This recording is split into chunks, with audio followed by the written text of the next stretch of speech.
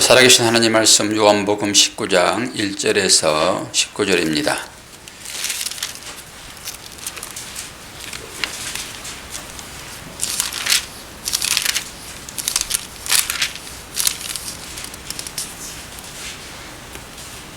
저와 여러분이 한 절씩 교독하겠습니다. 이에 빌라도가 예수를 데려다가 채찍질하더라.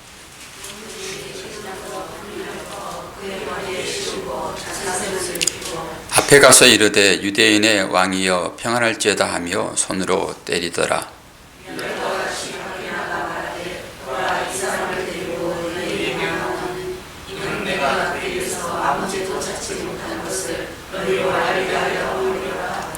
이에 예수께서 가시관을 쓰고 자색 옷을 입고 나오시니 빌라도가 그들에게 말하되 보라 이 사람이로다 하며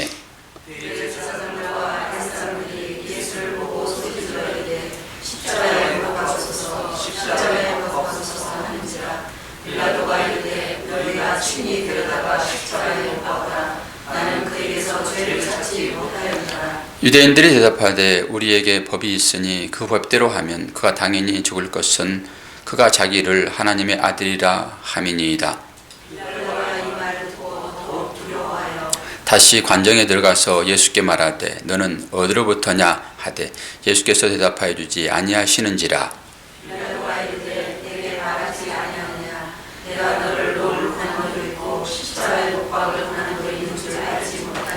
예수께서 대답하시되 위에서 주지 아니하셨더라면 나를 해할 고난이 없으리니 그러므로 나를 내게 넘겨준 자의 죄는 더 크다 하시니라.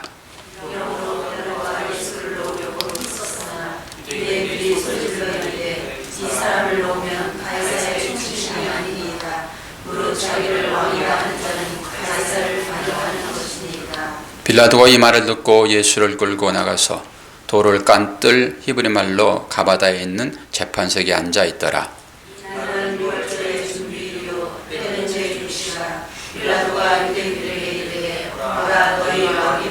그들이 소리 지르되 없이하소서 없이하소서 그를 십자가에 못 박게 하소서. 빌라도가 이르되 내가 너희 왕을 십자가에 못 박으랴. 대제사장들이 대답하되 가이사 외에는 우리에게 왕이 없나이다 하니 그들이 예수를 맡음에 예수께서 자기의 십자가를 지시고 해골 히브리 말로 골고다이라는 곳에 나가시니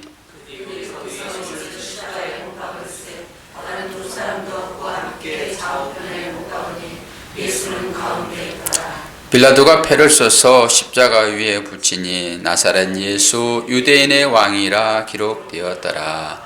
말씀의 제목은 가이사만 우리의 왕입니다. 물음표까지. 가이사만 우리의 왕입니다. 이게 누구의 신앙 고백인지 오늘 잘 살펴보도록 합시다. 예수님은 밤새도록 신문을 받으십니다. 신문을 받으시고 사형 선고를 받고 십자가에 못 박히는 그런 장면에 이르렀습니다. 오늘 본문을 보니까 그때 예수님 모습이 어떻게 나와 있습니까? 자색 옷을 입으시고 가시관을 머리에 쓰셨다. 그리고 온 몸은 채찍에 맞아 피투성이가 된 그런 상태였다라고 하는 것이죠. 자, 그림을 하나 보여드릴까요? 예수의 모습인데요. 동영상을 찾아가 보여드릴까 하다가 제가 힘들어서 못 보고 작은 그림만 캡처를 했습니다. 전체 그림을 보게 되면은 사실 보기가 많이 힘들어요. 지금 이 상태입니다. 이 상태로 지금 예수님께서 채찍에 맞으십니다. 이게 어떤 상태예요? 그건 바로 선악과를 따먹고 저주받은 아담의 상태인 것입니다. 이게 뭐 아담뿐만이겠습니까? 우리의 모습인 것이죠. 예수님께서 지금 머리에 쓴 가시관은 이건 왕관이 아닙니다. 그들이 조롱 섞인 말로 가시관을 쓰였는데 이것은 아담이 범죄하고서 그 죄의 결과로 쓰여진 그런 가시관이거든요. 이게 저주의 가시덤불입니다. 저주의 가시덤불. 창세기 가게 되면은 어떻게 아담이 저주를 받았는지가 기록되어 있죠. 창세기 3장 17절 말씀 봅니다. 아담에게 이르시되 내가 내 아내의 말을 듣고 내가 너더러 먹지 말라 한 나무 실과를 먹었은즉 땅은 너로 인하여 저주를 받고 너는 종신토록 수고하여야 그 소산을 먹으리라. 땅이 내게 가시덤불과 엉겅퀴를 낼 것이라. 너의 먹을 것은 밭의 채소인즉. 이게 지금 아담에게 주어진 죄의 벌입니다. 가시덤불과 엉겅퀴예요. 그러니까 지금 인간들이 농사를 지어서 먹고 있는 것, 이건 육신의 양식이 되어지지만 여기서 말하는 것은 우리의 마음의 상태를 얘기하는 것이죠. 마음의 상태. 마음의 상태가 어떻습니까? 딱 가시덤불과 엉겅퀴다라고 하는 것입니다. 이걸 지금 상징적으로 예수의 머리에 써진 것입니다. 이게 아담이 받은 저주인 것이죠. 그리고 오늘 보니까 주님이 입으신 그 옷은 자색 옷, 즉 홍포는 주홍 같은 우리의 죄를 상징하는 것입니다. 예수님께서 지금 채찍이 맞으시고 가시 면류관을 쓰시고 홍포를 입으시고 하는 이 모든 것들이 다 우리와 연관되어 있다고 하는 것입니다. 이 그림을 보시면 알겠지만은 그 당시의 채찍은 거의 사형틀과 같습니다. 이제 많은 죄수들이 이 채찍을 맞다가 죽었다고 해요. 우리가 생각하는 뭐 말등에 타고 말 뒤 궁둥이에 때리는 그런 채찍으로 여러분 보시면 절대 안 됩니다. 그 채찍은 가죽으로 만들어져 있었고 가죽에다가 물을 이제 묻혀가지고 물을 흠뻑 적시죠. 그러면 착착 감깁니다. 회초리 이상 가는 거지요. 그리고 그것뿐만 아니라 그 끝에는 뾰족한 나비나 내지는 동물들의 뼈를 달았다고 해요. 그래서 그걸로 때리게 되면은 사람의 피부가 다 갈라지고 몸에 박힙니다. 그런 것들이. 그래서 박히면은 잡아채잖아요. 상상만 해보십시오. 제가 이런 말 하기도 상당히 마음에 지금 부담이 많이 오고 그렇습니다. 그런 상태로 주님이 당하신 것입니다. 거의 죽을 지경인 것이죠. 피와 그 물과 살이 버무려진 상태, 건조의 상태, 그런 상태인 것입니다. 그게 무엇 때문이라고요? 아담에게 내려준 저주의 상징인 가시덤불, 그리고 바로 우리의 죄 때문이다. 이사야 1장 18절을 보게 되면 이렇게 하나님은 말씀하십니다. 여호와께서 말씀하시되 오라 우리가 서로 변론하자. 너희 죄가 주홍 같을지라도 눈과 같이 해질 것이요 진홍같이 붉을지라도 양털같이 되리라. 우리의 죄가 바로 그런 것이다라고 하는 것입니다. 그런 것, 주홍 같은 우리의 죄, 그걸 상징하기 위하여 예수님께서 자색 옷을 입으셨다라고 하는 것이죠. 자, 그러면서 주님이 맞은 그 채찍은 사실 죄의 종이었던 아담의 후손, 우리 즉 내가 맞아야 할 그런 채찍인 것이거든요. 이사야 53장 5절에 보게 되면은 이렇게 기록하고 있습니다. 그가 찔림은 우리의 허물을 인함이요 그가 상함은 우리의 죄악을 인함이라. 그가 징계를 받음으로 우리가 평화를 누리고 그가 채찍에 맞음으로 우리가 나음을 입었도다. 예수님 바로 이 일을 하기 위하여 이 땅에 오셨다라고 하는 것이죠. 우리의 저주와 우리의 죄 그리고 우리의 허물과 상함을 다 가져가셔서 당신의 몸에 채우기 위하여 이 땅에 오셔서 흑암에서 우리를 건져내신 분이 바로 예수 그리스도라고 하는 것이죠. 이 일은 당연히 일어나야 되며 필연적인 것이었다라고 하는 것을 우리 잊지 말아야 됩니다. 왜 그렇습니까? 그렇지 않게 되면은 전 인류가 다 멸망하기 때문에 그렇습니다. 전 인류를 살려내기 위하여 주님이 지금 이 가시관을 머리에 쓰시고 홍포를 입으시고 그 살은 피로 범벅이 되는 그런 상황에 있다라고 하는 것입니다. 그래서 빌라도의 반복적인 예수 방면 의지가 계속되고 있었잖아요. 한 7번 정도 방면해 주려고 빌라도가 아주 애를 썼습니다. 그런데 그것이 무용지물이 되는 거거든요. 빌라도가 여러 가지 방법을 찾았습니다. 여러 가지 방법. 그러나 그 이스라엘 백성들, 유대인들, 대제사장들 그들은 한결같이 예수님 대신 바라바를 내달라고 소리소리 치는 거거든요. 그러다 할 수 없이 지금 빌라도가 이렇게 채찍을 들어서 예수 그리스도를 치는 것입니다. 이게 예수님을 풀어주고자 하는 하나의 선택이 있다고 하는 것이죠. 빌라도의 선택, 목숨만은 살려줘야지 라고 하는 것이죠. 그래서 채찍을 들었던 것입니다. 마지막 방법이었죠. 이 정도로 내가 예수를 쳤으니 너희들 마음의 분이 좀 풀리지 않았겠어? 이 정도 하자, 이런 마음이었죠. 우리 사람도 보통 그러지 않습니까? 내가 억울한 일을 당하든지 내지는 상당히 분노의 마음이 있었을 때 그 분노의 대상인 어떤 사람이 어려움을 당한다든지 또 그것 때문에 그가 잘못된 일이 발생한다든지 그러면은 속으로 조금 풀리는 느낌들을 우리가 받지 않습니까? 내 자녀를 잃고 울부짖으며 그 자녀의 그 억울함을 해소하기 위하여 범인을 평생 쫓아다니는 사람이 있지 않습니까? 전 재산을 다 들여서. 왜 그렇습니까? 억울함을 풀고자 하는 것이거든요.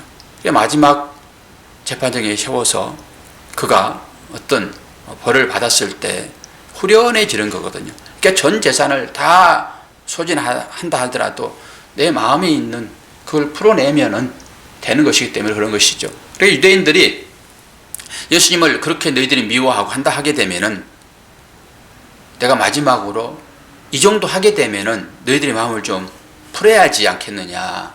그리고 지금 예수님을 관정에서 때리고 나와가지고 그들이 지금 관정 안으로 들어가지 않습니다. 왜 그렇습니까? 6월절이거든요. 6월절에는 그들이 관정 안으로 안 들어갑니다. 이제 바깥에 있으니까 그렇게 때려가지고 예수님을 바깥으로 데려오고 나옵니다. 그러면서 야 봐라, 이 정도 됐으면 너희들 좀 마음을 풀어야지. 그런데도 불구하고 이들이 뭐라 하고 있습니까? 오히려 예수님에 대하여 십자가에 못 박으라고 그렇게 외치고 있다라고 하는 것이죠. 그러면서 마지막에 어떤 말을 가이사에게 합니까?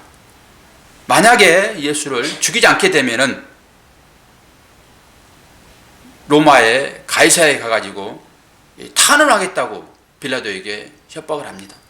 빌라도는 임명받은 그런 사람이거든요. 그러니까 임명권자에 의해서 그의 그 삶이 바뀌어지는 것이죠.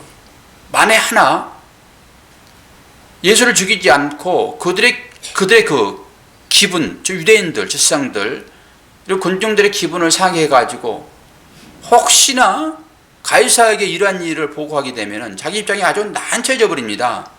여기까지 지금 몰고 가고 있다라고 하는 것이지요. 그 외침이 어떻게 나타나는지 우리 19장 읽었지만은 다시 한번 보도록 할까요? 19장 12절입니다. 이러함으로 빌라도가 예수를 놓으려고 힘썼으나 유대인들이 소리질러 가로되 이 사람을 놓으면 가이사의 충신이 아니이다. 무릇 자기를 왕이라 하는 자는 가이사를 반역하는 것이니이다. 이게 지금 군중들이 지금 가이사에게 이런 얘기를 하고 있다라고 하는 것이죠. 만일 이 사람을 놓게 되면은 당신은 가이사의 충신이 아닙니다. 사실 이 협박에 빌라도는 넘어가고 말았던 것이죠. 그래서 빌라도는 결국 예수님에게 사형 언도를 내리고 맙니다. 아무 잘못도 없는 하늘의 왕이 일개 총독 그 권세욕에 의해서 사형 언도를 받는 것입니다. 도대체 세상은 그렇게 예수님을 못 죽여서 안달을 부릴 것인가라고 하는 거예요. 왜 세상 사람들은 예수님을 죽이지 못해서 저렇게 안달인가? 그리고 하나님은 또한 그런 예수님을 십자가에 못 박도록 왜 놓아주셨을까라고 하는 것이죠. 예수님을 십자가에 못 박으라고 소리 지르실 때 그들은 누구 했었어요? 제사장들입니다. 그리고 바리새인들, 철저하게 율법을 지키며 종교생활 잘했던 그런 신앙인들이라고 볼 수 있죠. 그리고 성경을 통째로 암송했다라고 하는 서기관들, 그들만 예수님을 못 박으라고 그랬을까요? 그들만? 성경은 기록되지 않았지만은 그들 외에 빈들에서 오병 이어의 떡으로 배불리 먹었던 사람들, 또한 세리들, 창녀들, 고아들, 과부들, 그들은 그 속에 없었을까요? 그들도 똑같이 제사장들과 함께 예수님을 죽이라고 독소를 내뿜었습니다. 한 사람도 예수님에 대하여 변호해 준 사람이 없었더라라고 하는 것이죠. 그래서 빌라도의 예수 방면 의지가 그렇게 묵참하게 묵살당했던 것입니다. 그러나 그것도 자기 백성을 사랑하시는 무한한 하나님의 사랑의 발로였다라고 하는 것을 우리는 잊지 말아야 됩니다. 그 가운데서도 하나님의 사랑하심이 있었다라고 하는 거예요. 예수 그리스도를 십자가에 내주는 그 사건이 하나님의 사랑의 발로였다라고 하는 것이죠. 하나님의 권세는 당신이 하시고자 하시는 일을 반드시 성취해 내고야 마십니다. 그래서 이 세상에는 이 하나님의 권세를 이길 권세는 없습니다. 오늘 본문이 바로 이 하나님의 권세와 세상 권세가 아주 잘 대조되고 있다라고 하는 것을 볼 수 있지요. 예수님께서 지금 십자가에 달려 돌아가시는데 그게 우연은 아니죠. 그냥 제사장들이 내지는 군중들이 차라리 우리에게 바라바를 내주고 예수를 못 박으라 라고 큰소리 쳤을 때 그게 우연은 아니었다라고 하는 것입니다. 물론 그 사람들이 소리 치면서 예수를 못 박도록 하여 사형 언도를 내린 것은 맞지만은 그 안에 하나님의 사랑과 하나님의 계획하심이 들어있다라고 하는 것입니다. 그게 바로 유월절 어린 양의 행사였습니다. 유월절 어린 양 어디를 가서 우리가 이 내용들을 볼 수 있을까요? 바로 출애굽기로 가야 됩니다. 출애굽기 12장 3절에서 12절 말씀 제가 읽어드립니다. 너희는 이스라엘 회중에게 고하여 이르라. 이달 열흘에 너희 매인이 어린 양을 취할지니 각 가족대로 그 식구를 위하여 어린 양을 취하되 그 어린 양에 대하여 식구가 적으면 그 집의 이웃과 함께 인수를 따라 하나를 취하며 각 사람의 식량을 따라서 너희 어린 양을 계산할 것이며 너희 어린 양은 흠없고 1년 된 수컷으로 하되 양이나 염소 중에서 취하고 이달 14일까지 간직하였다가 해질 때에 이스라엘 회중이 그 양을 잡고 그 피로 양을 먹을 집 문 좌우 설주와 임방에 바르고 밤에 그 고기를 불에 구워 무교병과 쓴 나물과 아울러 먹되 난로나 물에 삶아서나 먹지 말고 그 머리와 정강이와 내장을 다 불에 구워 먹고 아침까지 남겨두지 말며 아침까지 남은 것은 곧 소화하라. 너희는 그것을 이렇게 먹을지니 허리에 띠를 띠고 발에 신을 신고 손에 지팡이를 잡고 급히 먹으라. 이것이 여호와의 유월절이라. 내가 그 밤에 애굽 땅에 두루 다니며 사람과 짐승을 물은하고 애굽 나라 가운데 처음 난 것을 다 치고 애굽의 모든 신에게 벌을 내리리라. 나는 여호와니라.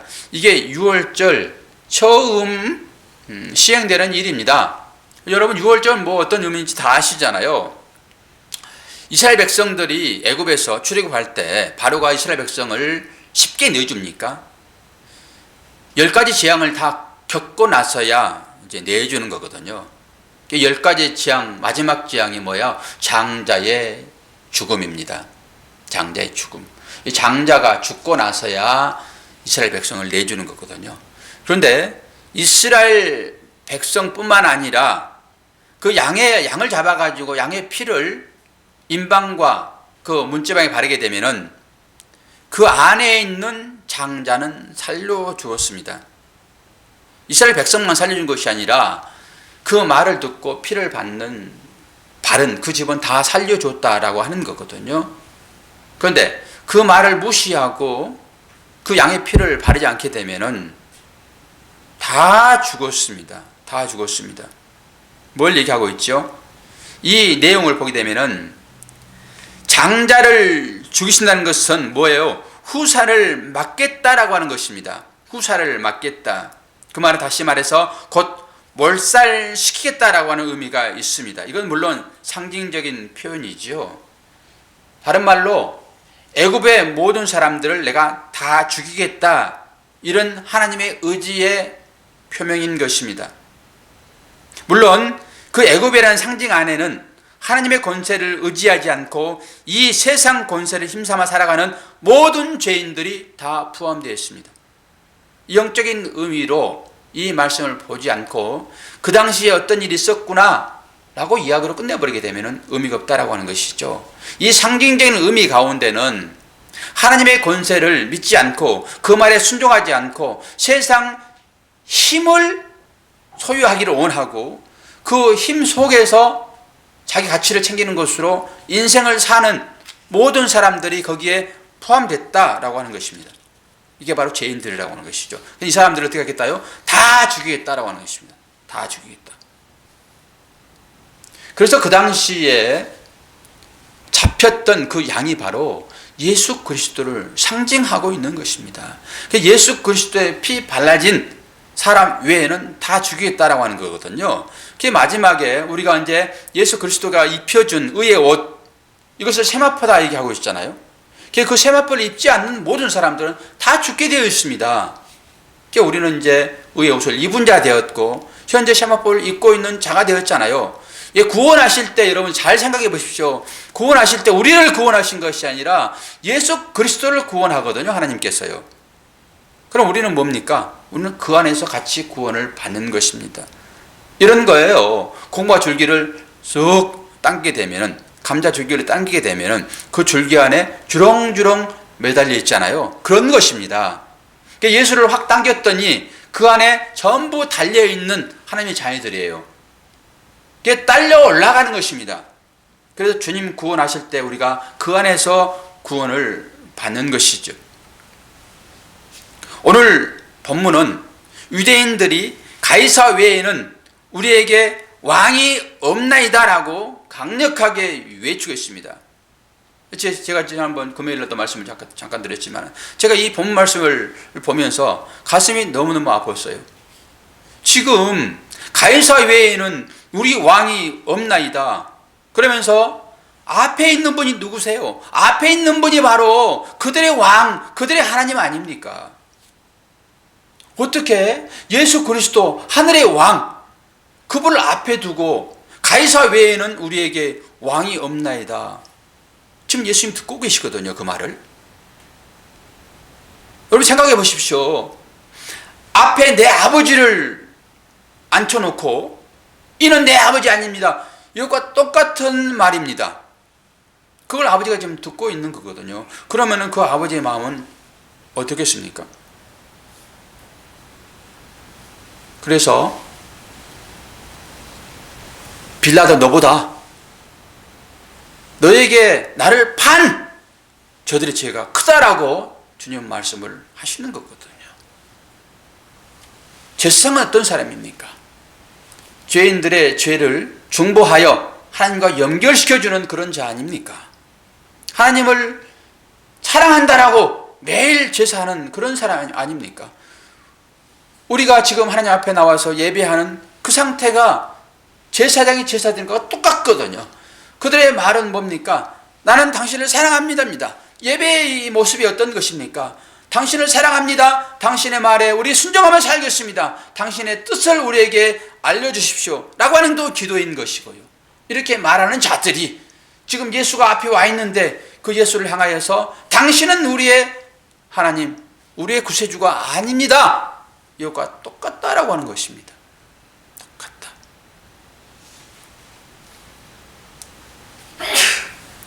이게 제사장뿐만이겠습니까? 유대인뿐만이겠습니까? 그 안에 우리가 들어있다라고 하는 것을 우리는 생각을 해봐야 됩니다. 오늘날로 말하게 되면은 어떤 말이에요? 현실을 주도하고 계신 하나님의 뜻에 복종하지 못하고 우리의 뜻을 관철하기 위하여 자해까지 서슴지 않는 그런 어리석은 사람들의 모습이다라고 보시면 딱 맞습니다. 하나님의 말씀에 복종하지 않고 나의 뜻을 관철하기 위하여 자해까지도 서슴지 않는 우리들의 모습, 이것이 바로 가이사 외에는 우리에게 왕이 없나이다 라고 말하는 제사장, 유대인, 서기관, 그 안에 세리, 과부, 창녀, 나그네 다 들어있습니다. 배고파가지고 오병이어로 떡 배불리 목에 살렸을 때 그 떡 찾아 나갔던, 그래서 나는 너희들에게 배불리 먹이려고 떡 주는 사람이 아니라 나는 하늘의 떡이야 라고 말했더니 그들이 다 도망가 버렸잖아요. 여러분의 믿음의 신앙도 어떤지 오늘 이 말씀을 들으시면서 잘 곱씹어 생각해 보아야 됩니다. 나는 하나님을 찾으면서 과연 내 배를 채우는 것으로 하나님을 찾고 있지 않는지, 하나님께서 가지고 있는 그 손에 가지고 있는 그것 빼앗으려고 하나님께 나오고 있지 않는지, 그 하나님이 아무런 제한 없이 십자가에 그냥 죽어버려도 나는 그 하나님을 나의 아버지로, 나의 구세주로 믿고 따르는 성도인 것인지 잘 분별해 보아야 된다라고 하는 것이지요. 여러분, 이 세상의 모든 권세는 전부 위의 권세에 의해서 임명을 받고 조종당한다라고 하는 것을 알아야 됩니다. 물론 지금 빌라도가 자기의 힘으로 뭔가 하고 싶은 것을 하는 것처럼 그렇게 성경은 뉘앙스를 풍기지만 전혀 그렇지 않습니다. 내가 너를 놓을 권세도 있고 죽일 권세도 있는데 왜 나한테 살려달라고 얘기하지 않니? 이런 얘기를 지금 하고 있잖아요. 그런데 그것이 빌라도가 스스로 얻은 권세가 아니라 빌라도도 가이사에게 임명받은 거거든요. 뭐 가이사는 누구한테 임명을 받았겠습니까? 바로 이것이 로마서 13장 이렇게 기록되어 있습니다. 13장 1절, 각 사람은 위에 있는 권세들에게 복종하라. 권세는 하나님께로 나지 않음이 없나니 모든 권세는 다 하나님이 정하신 것이라. 이렇게 세상의 모든 권세와 힘은 하나님의 뜻을 이루기 위하여 잠시 쓰여지는 도구들입니다. 빌라도도 마찬가지다라고 하는 것입니다. 하나님의 뜻을 이루기 위해 우리에게 주어지는 임시인 것들이다라고 하는 것이죠. 오늘 본 말씀 요한복음 19장 9절에서 12절 말씀 읽어드립니다. 다시 관정에 들어가서 예수께 말하되 너는 어디로 쏘냐 하되 예수께서 대답하여 주지 아니하시는지라. 빌라도가 가로되 내게 말하지 아니하느냐.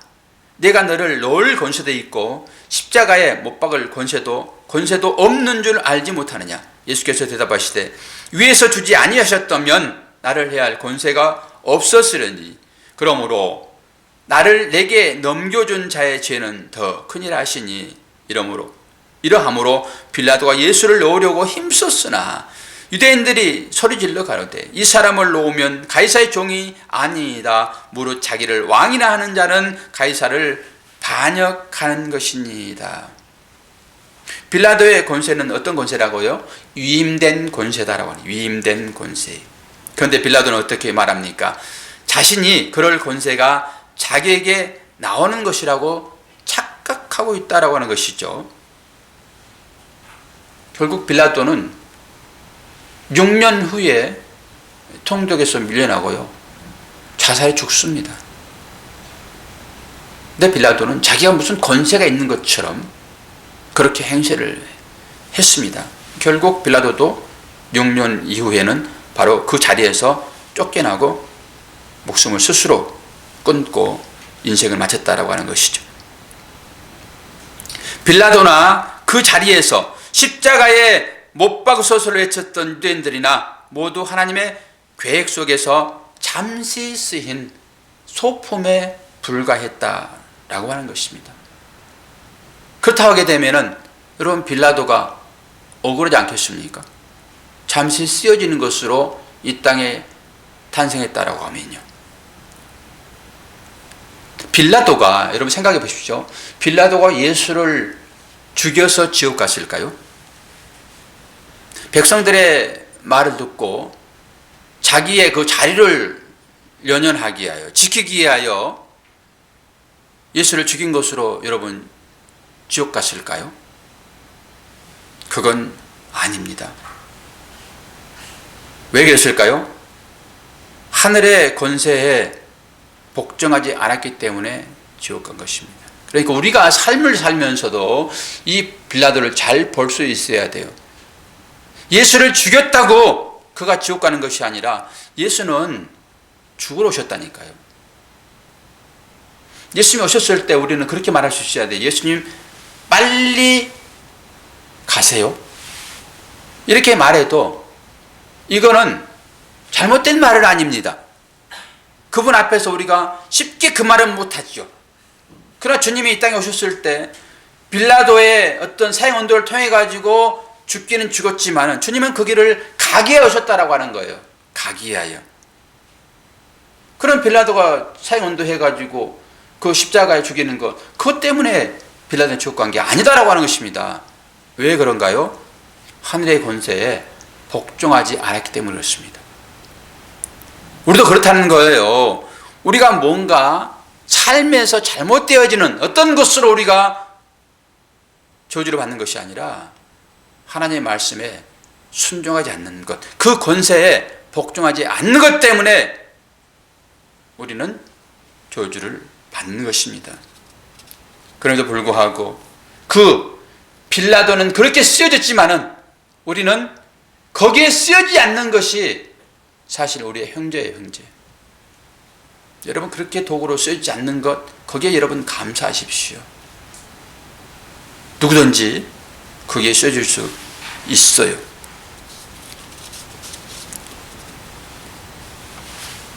예수님의 채찍에 왜 빠졌는가? 이사야서는 이렇게 얘기를 합니다.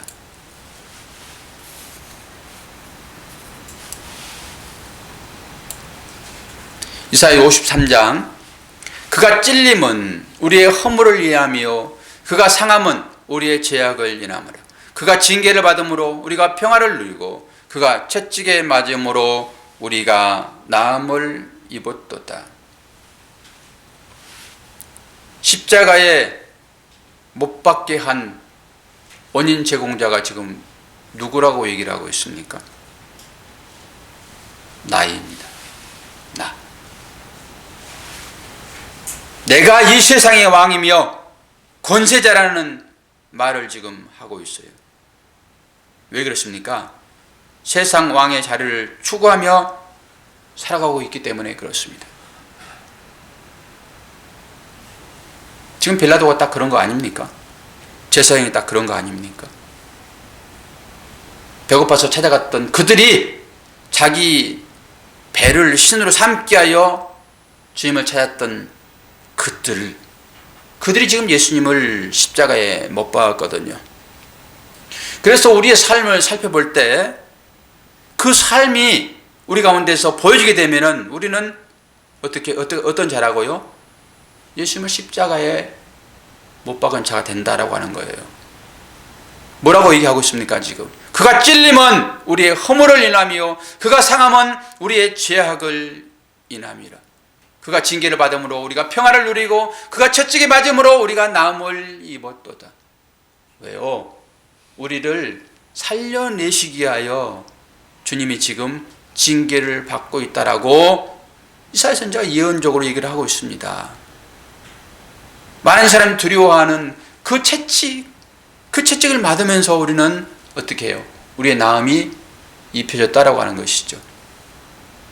근데 주님은 그 필연적으로 주님이 가셔야 할 그 길을 가시는 것이지만은 그 가시기 위하여 쓰여지는 사람들이 있었으니 가룟 유다이고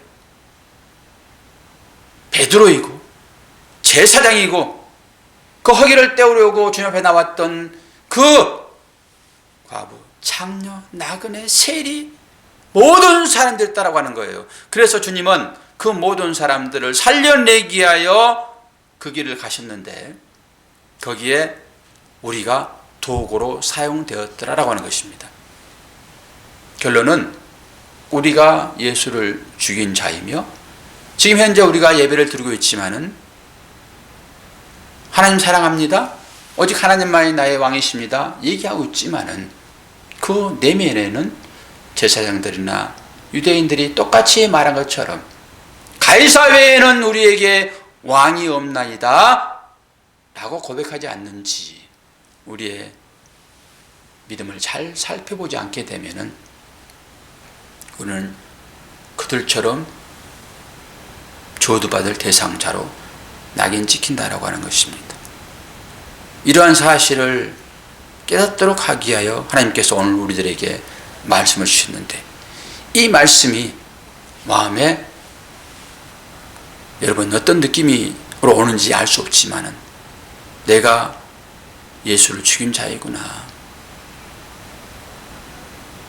우리에게는 왕이 없으니 가이사만 우리 왕입니다 라고 하는 자이구나 라고 마음에 생각이 드실 때 여러분 회개하셔야 됩니다. 회개하셔야 됩니다. 그 자가 하나님의 택함 받은 자녀인 거예요. 우리가 지금까지는 그런 삶을 살았음에도 불구하고 모르고 살았는데 이제 깨달아질 때 우리는 당연히 하나님 앞에 회개의 자리로 나아가서 자녀다운 삶을 다시 재다짐하는 그런 계기가 오늘 이 말씀의 제목이 되어야 된다라고 하는 것입니다. 택함받은 자는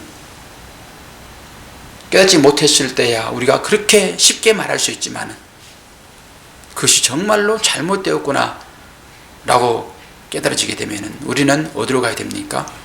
회개의 자리로 나가야 되는 것입니다. 그래서 주님이 첫 번째 오셔서 하시는 얘기가 회개하랍니다. 누구한테 하는 얘기라고요? 자녀들에게요. 자녀들 아닌데 주님이 구태여 회개하라 얘기할 필요 뭐 있습니까? 그들은 다 저주받을 자녀들인 것인데요. 근데 우리가 알지 못하기 때문에 찾아오셔서 그 자녀들을 구원하시려고 오셔서 하신 말씀이 회개하랍니다. 천국에 지금 와 있다. 회개하라. 여러분 그 자리로 나가시어서 하나님의 평강을 맛보시기로 축원합니다. 아버지 하나님 은혜를 감사합니다.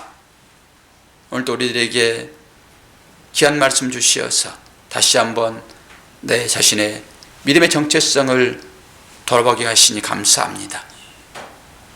가이사가 우리의 왕이라니요. 지금까지 우리는 그러한 고백으로 하나님께 나갔던 적이 얼마나 많이 있습니까? 용서해 주시고 이제는 다시 한번 깨닫고 오직 주님만이 우리의 왕인 것을 믿음으로 고백하여 영원한 자리에 동참되어 줄 수 있도록 은혜 내려 주시옵소서. 예수 그리스도 이름으로 기도하옵나이다. 아멘.